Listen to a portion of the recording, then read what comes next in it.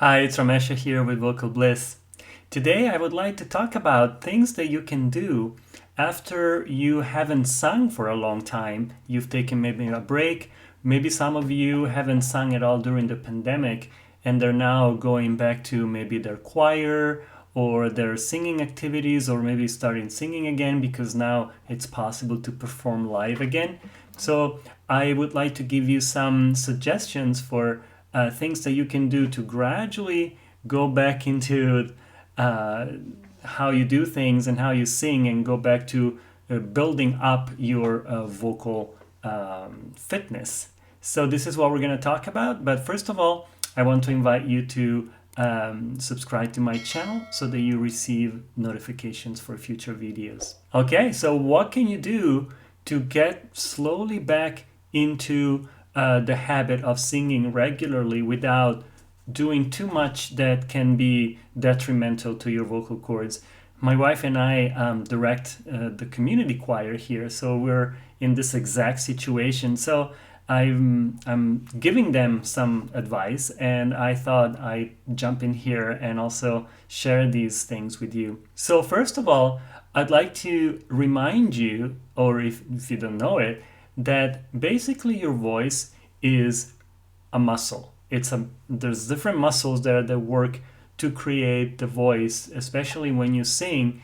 Obviously, there's a little bit more muscular activity than when you speak, but still, it's all created by little muscles and the vocal cords.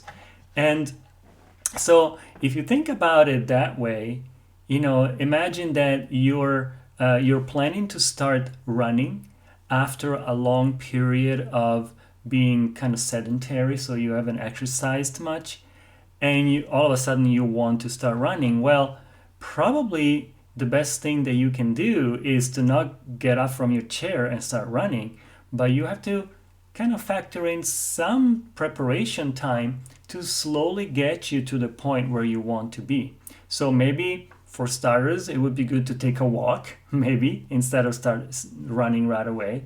Maybe a brisk walk or whatever. But you would probably gradually build up your activity to the point where you can go and run and be totally fine. In my life, I started running many times, and then I always kind of stopped and then started again. Every time I started, my muscles were sore for a few days, and I think this is the same experience many of you might have had. So you want to avoid that with the voice as much as possible, because the muscles that make up the voice are teeny tiny muscles, unlike your legs or whatever. And so imagine if your legs take a few days to recover, your voice muscles that are so small, they're resilient, yes, but they're also small. So it might take some time to bring back to a normal state. So I would suggest you just go very gentle and gradual with building back your strength and your flexibility, your endurance, all these qualities that your voice needs to have for you to be able to use it to sing and to have fun with it. So, for example, I wouldn't start right away from the very first exercise that you do after not having sung. I wouldn't start with trying to go very, very high to the top of your range. I wouldn't do that. I would focus on doing some simple exercises to allow your vocal cords to gently stretch out gradually more and more. I would focus on enunciating your starting note, your vowel that you sing on, in order to create a nice and full and crisp sound. And I would also encourage you to focus on relaxation. Don't do anything extreme. Just feel like you're really stretching your vocal cords. It's like, you get up from your chair finally to start some physical activity, and the first thing you do is stretch your legs, stretch your calves, and, so all the things that you would do for physical activity apply to your voice. So here's the 2 or 3 exercises that I would encourage you to do to gradually build up this condition, physical fitness, I call it, and then go back to your singing. So first of all, I would just do simple 5 notes like this. We're going to do it together for a little bit. I'm not going to do a lot of it, like in terms of range. I will let you do it on your own, but I'm just going to guide you through some of it. So make sure you start enunciating your vowel. We're going to start with the vowel E, and then every time we move up, we change the vowel. So we're going to start with E, and then E, A, O, U. And this is how we're going to do it. So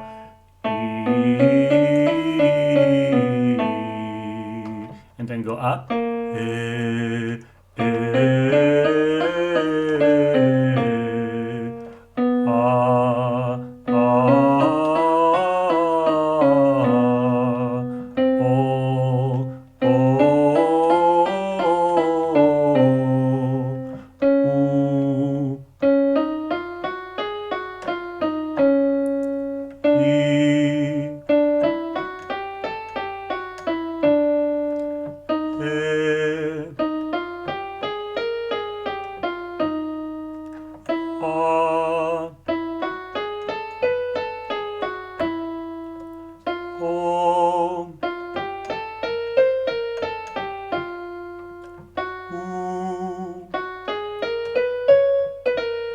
And now we're gonna come back.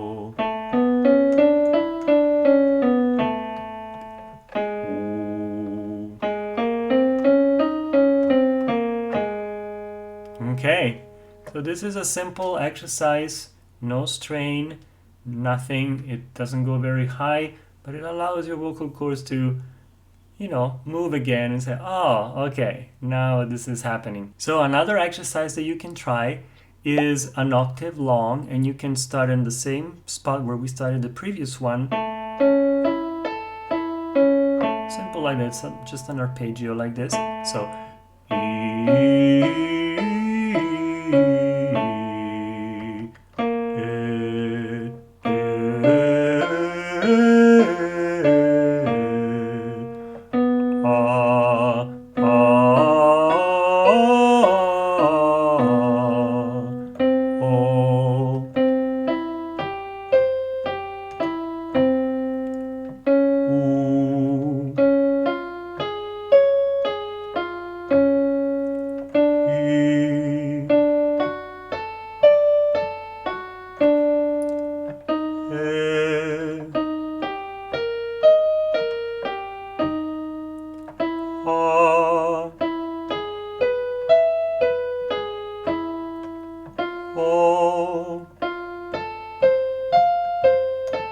and you don't have to go as high if you don't feel to.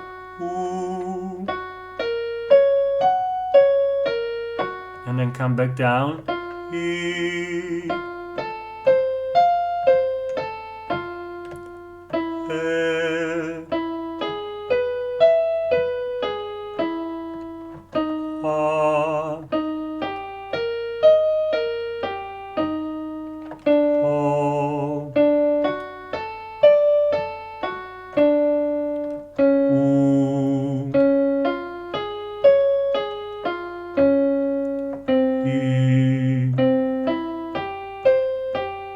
Stay relaxed.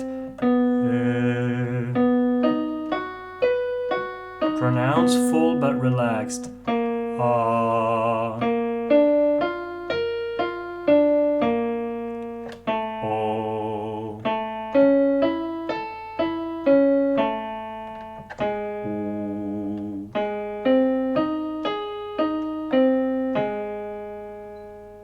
Okay.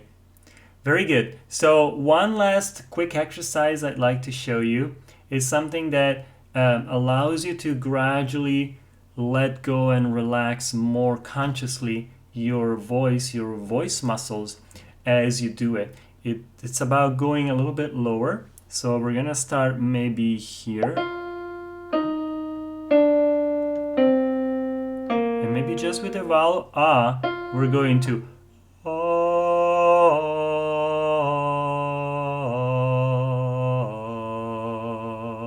and really relax. Take your time to do it. Don't do it too fast. Allow the vocal cords to really settle and relax. So let's do this together.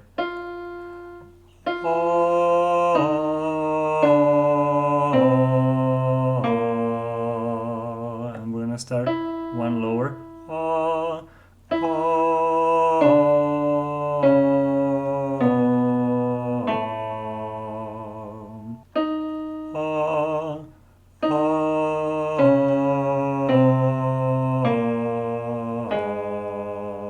And one more.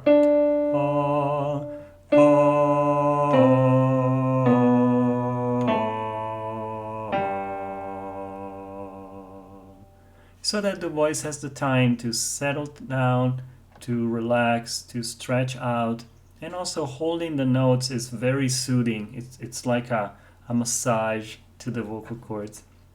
So these are 3 simple exercises that you can start doing. You can do them every day. You can gradually increase how many times or how long you do them for. You can also gradually increase the range that you do them in, so you can go a little bit higher. But I highly recommend you do this really gradually, especially if you haven't sung for like the last 2 years. Don't do too much and for too long at the very beginning, because the voice will get tired, and then when it's tired, the vocal cords start to form some phlegm, and then it takes time to heal, and so you don't want to go there. You just want to avoid it altogether. It's better to be patient and do one step at a time. So I hope this was helpful, and please, if you like this video, consider give it thumbs up, and also consider subscribing to my channel so you can receive more notifications for future videos that I will put out. So I wish you all the best. See you in the next video. Bye.